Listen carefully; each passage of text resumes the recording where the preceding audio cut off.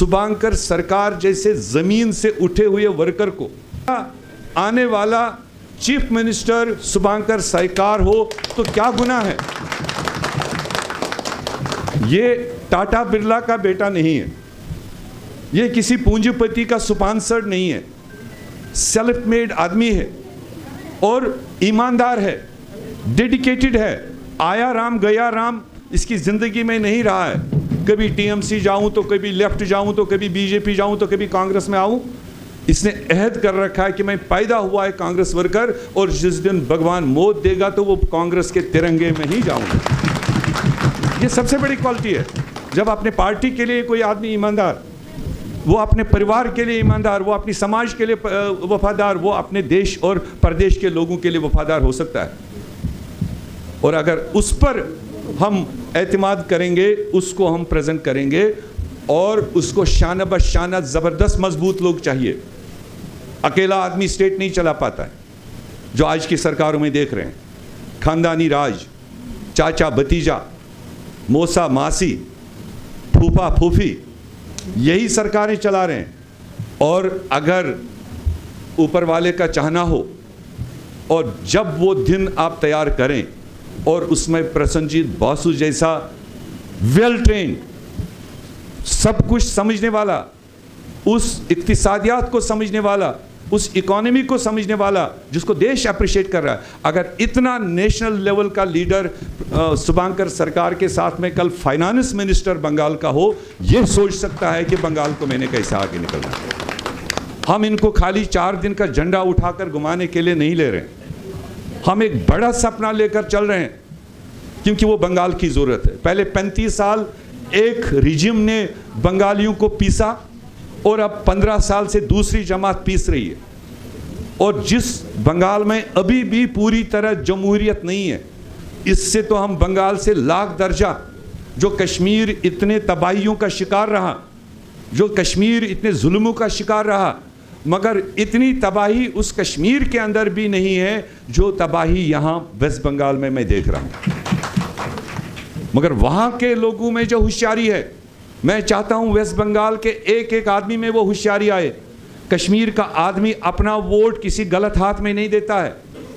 कश्मीर का आदमी निकलता है, चाहे कर्फ्यू हो, डंडा हो, ग्रेनेड हो, बंदूक हो, कुछ भी हो, 90% पोलिंग करने के लिए वो खुद निकलता है और पोलिंग पर खड़ा रहकर अपना वोट करता है। बंगाल के लोग इतना नहीं कर पाते हैं। अगर आपको पोलिंग के एक दिन पहले ज़रा सा कहीं मतलब कोई छोटा मोटा तमाशा हो जाए, आप तो घर से ही नहीं निकलोगे। और फिर कोई किसी जमात का कोई गुंडा डंडा लेकर वहाँ पर खड़ा हो जाए तो आप तो छोड़ के चले जाते हो। ये आपका ताकत है। इस ताकत को आपने इस्तेमाल करना है। जिस दिन बंगाल के एक एक बच्चे ने, एक एक जवान ने इस वोटिंग राइट को इस्तेमाल किया, उस दिन बंगाल का तकदीर बदल जाएगा। फिर आपको फ्रीबी पर 1000 रुपए के लिए लाइन नहीं लगानी है। और कांग्रेस जो कहती है करके दिखाती है।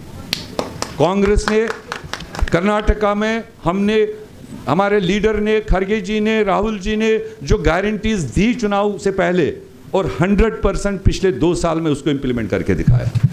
कांग्रेस ने तेलंगाना में जो गारंटीज दी और 200% उसको वहां पर लागू करके दिखाया। कांग्रेस की नेशनल गारंटीज हमने लोकसभा में दी थी 2024 में। और यहां बंगाल से कई लोगों ने सवाल हम पर किया कि आपने 8000 महीना 7000 रुपए देने की बात करी थी और ममता ने कहा ओ ये तो कहते हैं करेंगे नहीं। मैं आपके ज़रिए बंगाल की जनता को बताना चाहता हूं, वो 72,000 न्याय स्कीम का हमारा नेशनल एजेंडा है। जिस दिन हमारी दिल्ली में सरकार बनेगी, राहुल गांधी जी वजीर आजम बनेंगे, पहली काबीना में पहला प्रोग्राम जो तय होगा वो न्याय स्कीम का होगा, महिलाओं को 8000 रुपए देने का होगा। उसी तरह से वेस्ट बंगाल के लिए मैं अपने साथी कन्हैया कुमार जी से, नासिर हुसैन साहब से, ये तो डिफरेंट स्टेटों में ये चीज़ें बना चुके हैं, हम आने वाले दिनों में इनसे मदद भी लेंगे। और एक्सपर्ट टीम हमने बिठा रखा है और एक्सपर्ट टीम बैठेगा एम्प्लॉयमेंट के लिए, सरकारी नौकरियों को टाइम बाउंड करने के लिए, यहाँ का रोज़गार पैदा करने के लिए, यहाँ के इंडस्ट्रियलाइजेशन के लिए, यहाँ के पहाड़ों में रहने वाले लोगों के जो शिकायतें वो दूर करने के लिए, यहाँ पर खोखे चलाने वाले सड़कों पर जिनको महाना टैक्स लिया जाता है किसी पार्टी की तरफ से, सरकार को चला जाता तो हम मानते चलो आपका पैसा आपके काम आएगा। प्राइवेट पार्टी वाले मतलब उनसे जो गरीबों और पसमानदों की आवाज़, नौजवानों की आवाज़ देश में मानी जाती है, कांग्रेस वर्किंग कमेटी के मेंबर और ऑल इंडिया कांग्रेस कमेटी के बिहाफ से नेशनल NSUI के इंचार्ज श्री कन्हैया कुमार जी, आज के खुसूसी मेहमान कांग्रेस पार्टी में जो आप सबके जाने पहचाने हैं, किसी तारीफ के मोहताज नहीं है। उन्होंने अपनी छाप अपनी काबिलियत से पूरे देश में नॉर्थ साउथ ईस्ट वेस्ट इसमें पैदा की है। प्रसन्नजीत बोस जी और डाइस पर हमारे सम्मानित यहाँ वेस्ट बंगाल कांग्रेस के सीनियर लीडरान अमिताभ चक्रवर्ती जी, ज़िला सदर साहिबान, महिला कांग्रेस, यूथ कांग्रेस के सभी साथी और हमारे सामने मुअज़्ज़ज़ जिन्होंने आज यहाँ पर फॉर्मली ज्वाइन किया और बाकी बुज़ुर्ग और नौजवान साथियों, हम सब के लिए ये कलकत्ता की सरजमीन पर आज एक खुशी का मौका है।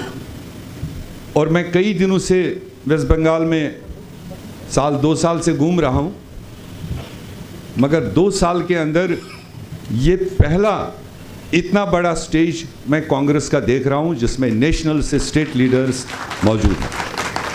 ये समझने की बात है, कौन सा ऐसा व्यक्ति, कौन सी ऐसी शख्सियत इतनी अट्रैक्टिव है जिसके लिए ऑल इंडिया कांग्रेस कमेटी के 3 वर्किंग कमेटी के मेंबर, 3 स्टेट इंचार्जेस यहाँ इस वक्त इस ज्वाइनिंग के समारोह में मौजूद हैं।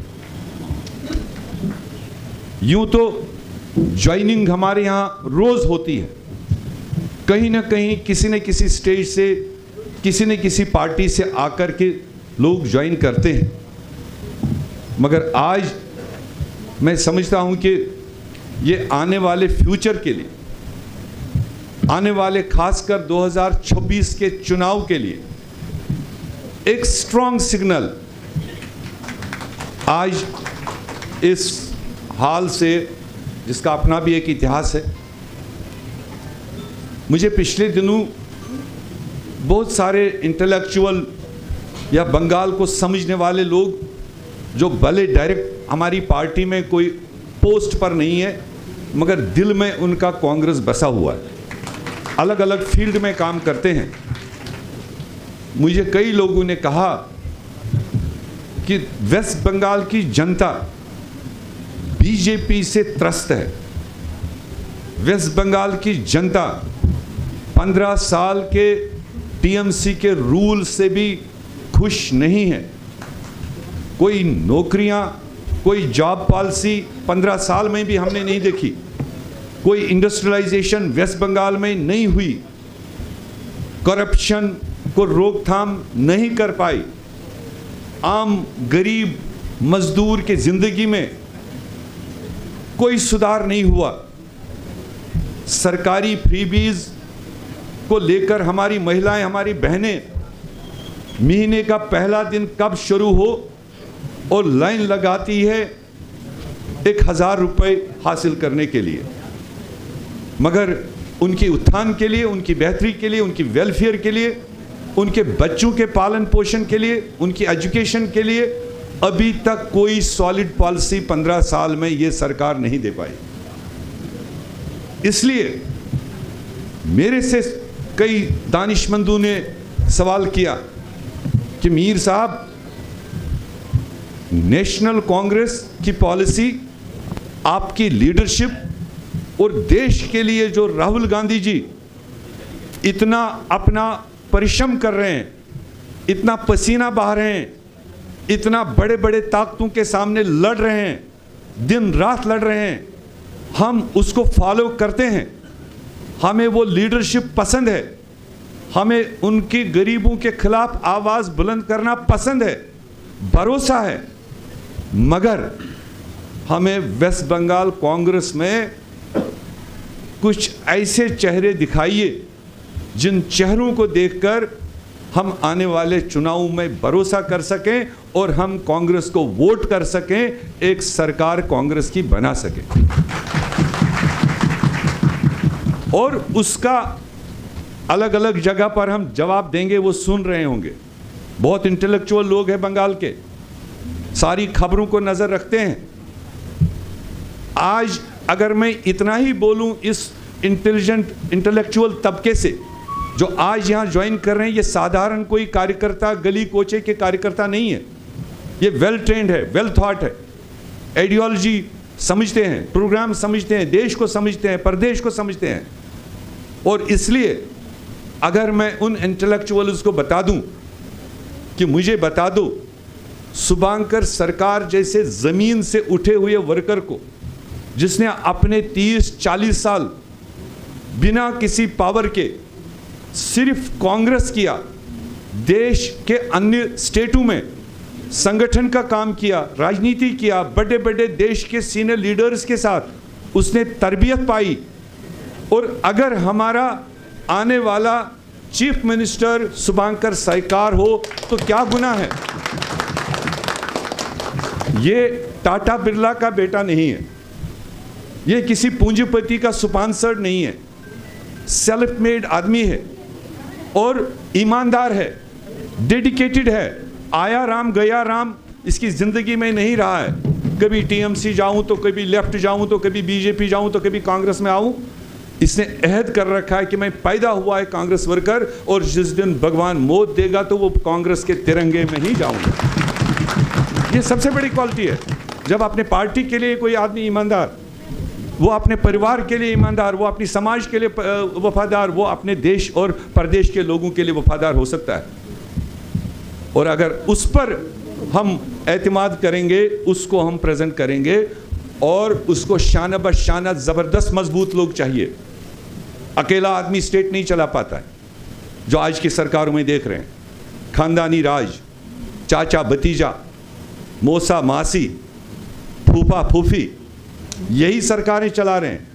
और अगर ऊपर वाले का चाहना हो और जब वो दिन आप तैयार करें और उसमें प्रसन्नजीत बासु जैसा वेल ट्रेंड, सब कुछ समझने वाला, उस इक्तिसादियात को समझने वाला, उस इकोनॉमी को समझने वाला, जिसको देश अप्रिशिएट कर रहा है, अगर इतना नेशनल लेवल का लीडर शुभांकर सरकार के साथ में कल फाइनेंस मिनिस्टर बंगाल का हो, यह सोच सकता है कि बंगाल को मैंने कैसे आगे निकलना है। हम इनको खाली 4 दिन का झंडा उठाकर घुमाने के लिए नहीं ले रहे हैं, हम एक बड़ा सपना लेकर चल रहे हैं, क्योंकि वो बंगाल की ज़रूरत है। पहले 35 साल एक रिजिम ने बंगालियों को पीसा और अब 15 साल से दूसरी जमात पीस रही है।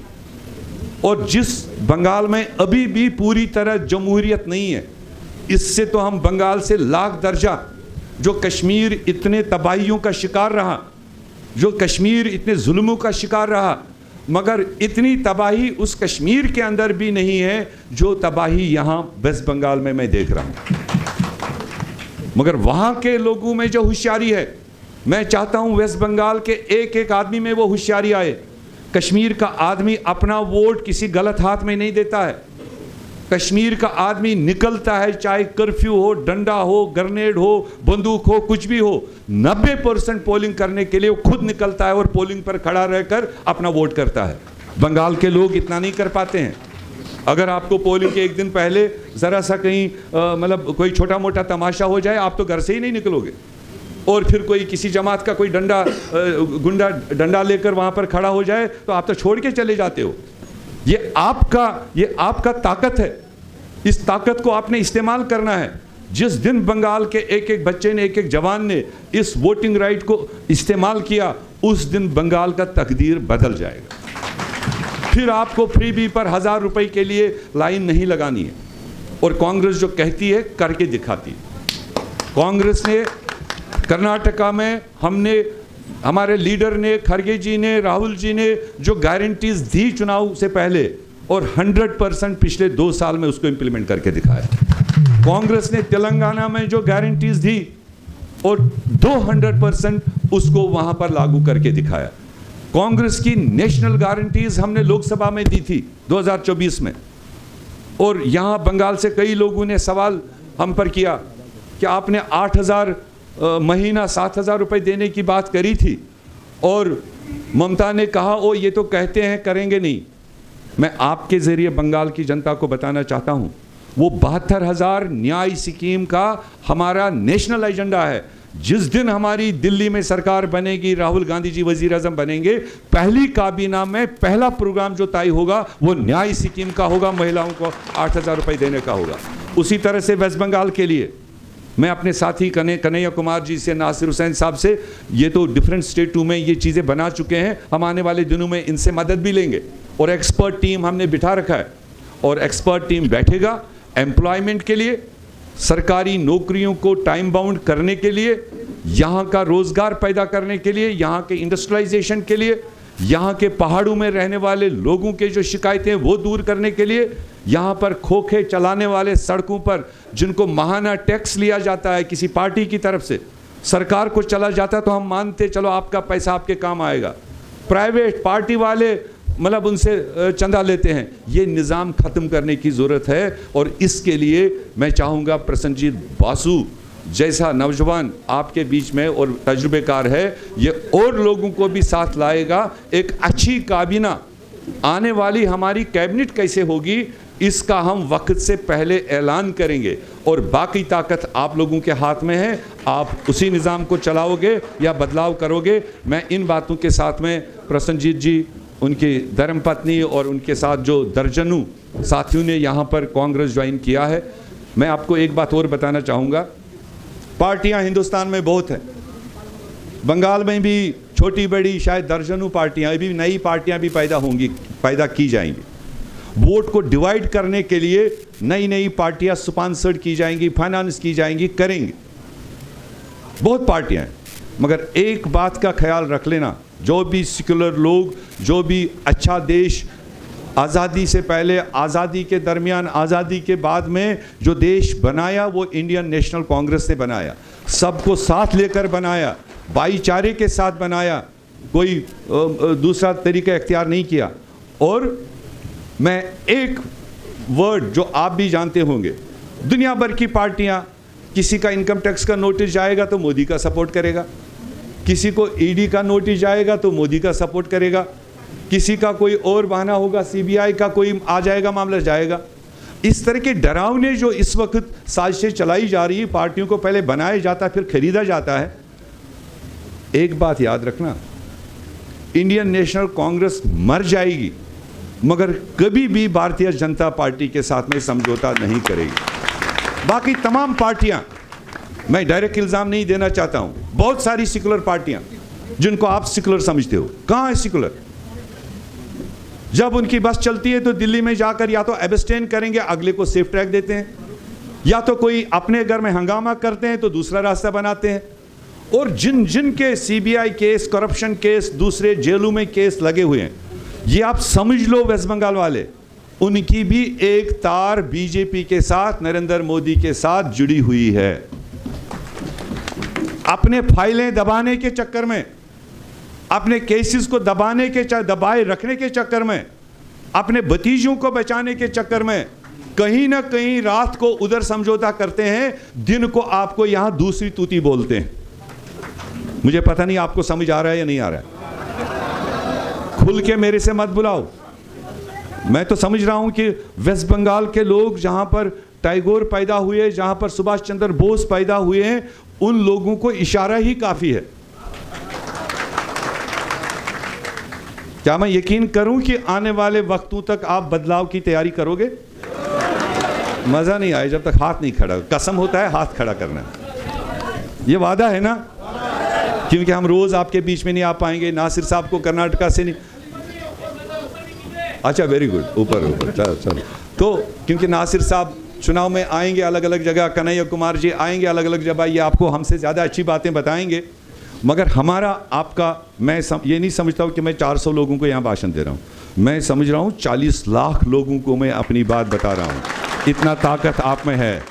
आप जब चलाओगे तो वो जो होता है ना, एक कहते हैं एक चीज़ है, पता नहीं आप क्या कहते हैं, भूसा खेत खलियान में होता है, समझ रहे हो ना? उसके नीचे जब पानी चलता है वो तो नहीं दिखाई देता है ना, या दिखाई देता है? भूसे के नीचे जो पानी चलता है वो ऊपर से देखने से पता नहीं चलता है। आपने बंगाल में कांग्रेस भूसे के नीचे पानी की तरह चलाना होगा और रिजल्ट में पता चलना चाहिए जब 150 सीटें जीत के आओ। बहुत बहुत शुक्रिया, धन्यवाद।